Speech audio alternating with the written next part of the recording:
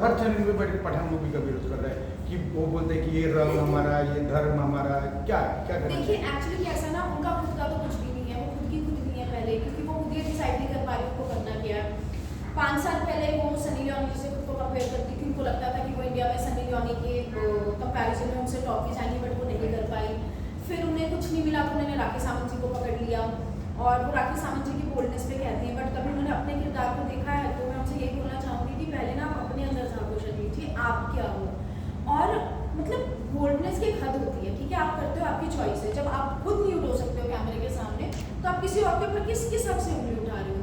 आप police station जाते हो लोगों की कंप्लेन करने, और आपकी एक वीडियो में देख रही थी, आप झूठ परसों पुलिस स्टेशन के बाहर खड़े होकर पुलिस स्टेशन में मतलब आईओ के ऊपर भी आप उंगली उठा रहे हो, और वहाँ पे आप बोल रहे हो अरे मेरी कंप्लेन नहीं ले रहे हैं। आपने अपना मेकअप देखा उस टाइम पे? आपने अपने झुमके देखे? अगर आज मैं प्रॉब्लम में हूँ ना, और अगर मेरे साथ सच में इतना कुछ घटना हुआ है कि जिस चीज़ को मैं सह नहीं पा रही हूँ, मेरे साथ अत्याचार हुआ है, तो सॉरी बॉस, मैं तो मेकअप करके और झुमके पहन के पुलिस स्टेशन नहीं जा सकती, बिकॉज हम मेकअप तब करते हैं जब हम खुश होते हैं, हमारे घर में कोई डेथ हो जाती है या कुछ इस तरह की ट्रेजेडी हो जाती है कि जो दुखनीय होती है, तो उसमें मुझे नहीं लगता कि कोई मेकअप कर पाएगा, एटलीस्ट मैं तो नहीं कर पाऊँगी। तो जिस तरह से वो पठान मूवी का विरोध कर रहा है, तो क्या मतलब एक दीपिका पादुकोण को वो बोल रहे कि इस तरह का गंदी शूट किया, मतलब आपने अपना कतार गाना देखा है? आपने तो आई थिंक वो गाना डिलीट भी कर दिया, क्योंकि जब आपकी कतार की शूटिंग हुई थी और मेरे पास उसका लिंक आया था जिन्होंने आपका गाना शूट किया था, and I was really shocked कि ऐसे मिल्क को लेके अपने ऊपर डाल रही थी शर्लीन जी। आपको पता है, जो उस दिन से मैंने चाय पीनी छोड़ दी कसम से, मेरे को दूध से नफरत हो गई जब से मैंने देखा। हमारे हिंदू कल्चर में जो दूध होता है ना, उसको शिव जी के ऊपर चढ़ाया जाता है, और अब ऐसा लगता नहीं कि ना न्यूड होके ना अपने ऊपर डाल रही थी। वो क्या था?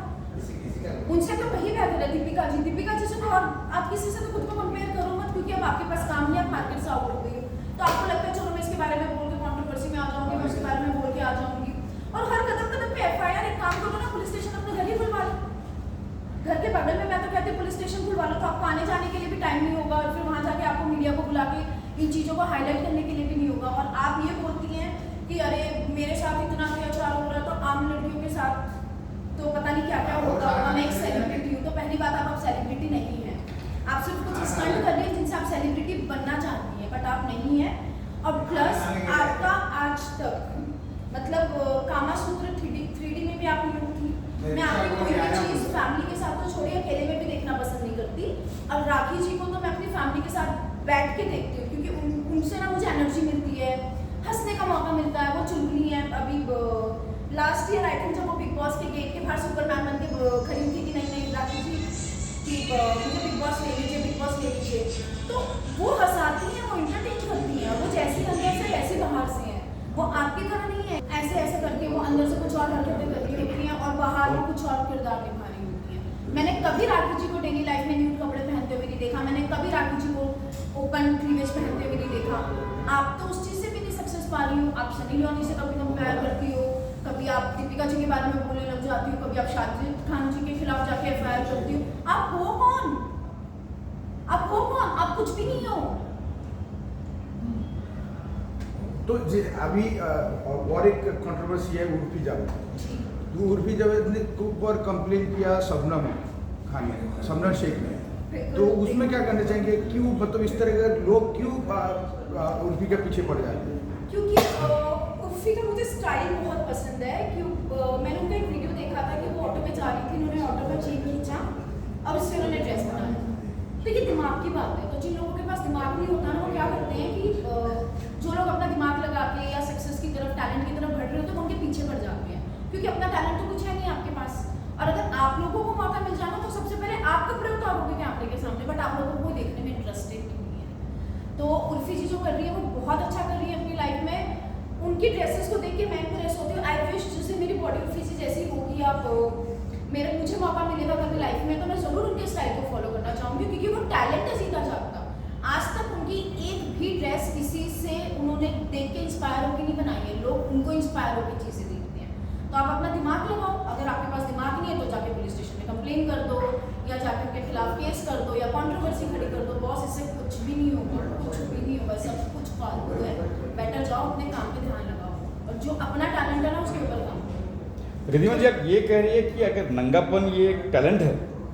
नंगा मैं कौन कहता है उर्फी नंगी है, बताइए? उर्फी में क्या पहनती बताइए? आप खुद देखिए, आप एक उर्फी महिला हो stylish के, आप एक महिला हो, क्या बताइए कि इस तरह के ड्रेस पहनना हमारी संस्कृति, हमारी शो, हाँ संस्कृति, व्हाट इज संस्कृति? ठीक है, मानता हूँ, लेकिन इतने कम कपड़े कपड़े है ही नहीं समझे। आपने दूसरी एक्टर्स को देखा है? मैंने आज तक उर्फी जी का एक भी बॉडी पार्ट नंगा नहीं देखा, एक भी वीडियो में। उसे स्टाइल कहते हैं। मैडम, हम अपनी सोच से नंगे हैं, तो प्लीज मैडम अपनी सोच जहाँ को पे बढ़ा लीजिए। छाती पर सिर्फ मोबाइल के कवर लगा देना या फिर कुछ एक बिस्किट लगा छाती देना, पर ब्रा पहनने से भी तो कवर होता है, उसको आप ब्रा- नहीं मांगते।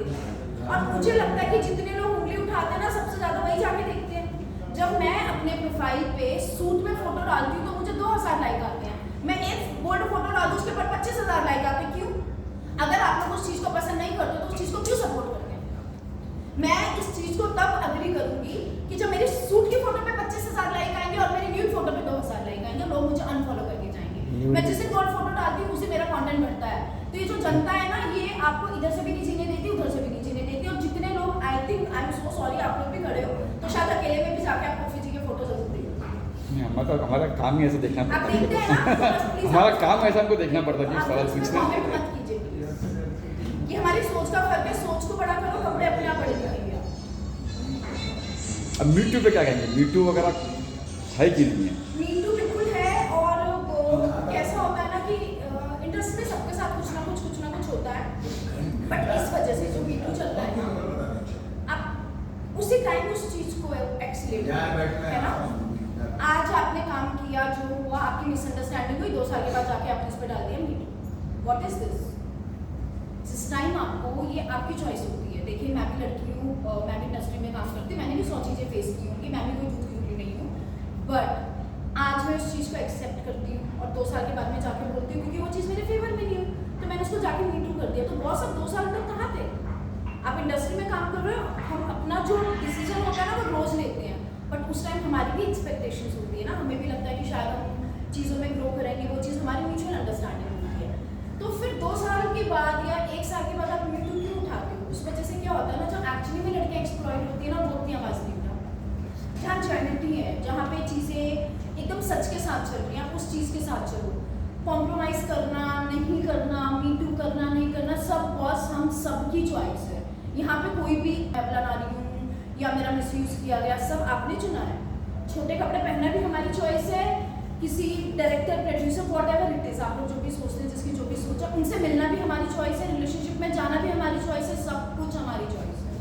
तो इस चीज़ को आप बाद में मीटू में कन्वर्ट मत करो। उसी दिन बोलो ना, आप गए ऑडिशन देने, आपको डायरेक्टर ने बोला चलो ठीक है, कॉम्प्रोमाइज़ करो, ऑन द स्पॉट पेपर फेंक किया और मीटू डालो। मैं समझती हूँ, I will support it first.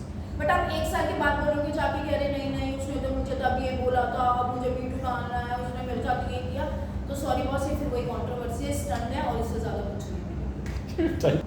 तो